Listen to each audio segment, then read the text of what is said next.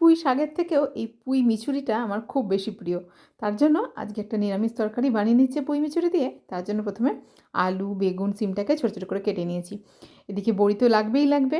বড়িটাকে বেশ লাল করে ভেজে নিয়েছি। আমার তেলের হাত একটু বেশি, সেজন্য তেলটা একটু বেশি দিয়েছি। আর নিরামিষ রান্নাতে একটু তেল বেশিই লাগে।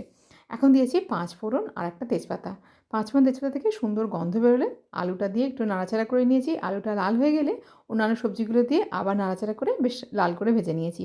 এখন একটুখানি মশলা দিয়ে দেবো। একটু আদা দিয়েছি গ্রেট করা, আধখানা দিয়েছি টমেটো, ধনে গুঁড়ো, জিরে গুঁড়ো, হলুদ গুঁড়ো, ২টো কাঁচা লঙ্কা দিয়েছি আর তার সঙ্গে এখন পুঁই মিচুরিটাও দিয়ে দিলাম। দিয়ে দেবো সামান্য একটুখানি মিষ্টি। এখন নাড়াচাড়া করে ভালো করে রান্না করে নিতে হবে। গরম ভাতের সঙ্গে এই রান্নাটা কিন্তু দারুণ লাগে। ভিডিওটা ভালো লাগলে অবশ্যই একটা লাইক করে চ্যানেলটাকে সাবস্ক্রাইব করে পাশে থেকো। সমস্ত কিছু ভালো করে রান্না হয়ে গেলে লাস্টে বড়িটা দিয়ে আরেকটুখানি মিশিয়ে নিতে হবে। এখনও যদি না বানিয়ে থাকো তাহলে এই বেলা বানিয়ে নাও। শীতকালেই কিন্তু এই খাবারটা সবথেকে বেশি মজার লাগে।